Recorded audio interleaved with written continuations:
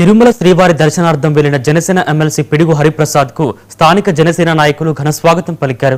ఈ సందర్భంగా ఎమ్మెల్సీ మాట్లాడుతూ పార్టీ నేతలు, వీర మహిళలు, కార్యకర్తలు స్వాగతం పలకడం ఆనందంగా ఉందన్నారు. విజయవాడలో డిప్యూటీ సీఎం పవన్ కళ్యాణ్ తో జరిగిన సమావేశంలో అభివృద్ధి కార్యక్రమాలపై సమీక్షించి ఎన్నికల హామీల అమలుకు కృషి చేయాలని సూచించినట్లు తెలిపారు. ప్రజలకు నిస్వార్థ సేవలందిస్తూ జనసేనను ముందంజలో ఉంచాలని హరిప్రసాద్ ఆకాంక్షించారు.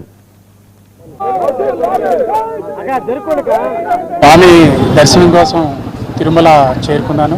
మా నాయకులు, మా సోదరీమణులు, మా జన సైనికులు ఈ రోజునంతా ఆత్మీయంగా ఆలింగనం చేసుకొని స్వాగతం పలికారు.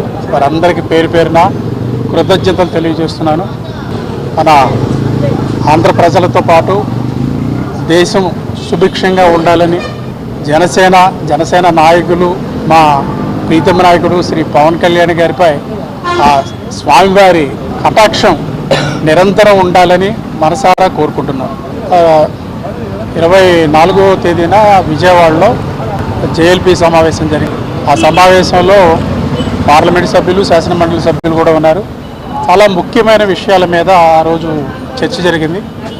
డీలిమిటేషన్, రాబోయే పంచాయతీ ఎలక్షన్లు, అదేవిధంగా జనసేన శాసనసభ్యులు ప్రాతినిధ్యం వహిస్తున్న నియోజకవర్గాల్లో అభివృద్ధి పనులు ఏ విధంగా ఉన్నాయి, ఇంకా ఏమేం చేయాలి, ప్రజలు ఏమి కోరుకుంటున్నారు, ఇవన్నీ పవన్ కళ్యాణ్ గారు ప్రతి ఒక్క శాసనసభ్యుల నుంచి సమాచారం తీసుకున్నారు.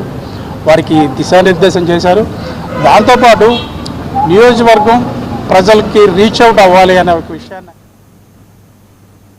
ఇవి ఇప్పటివరకు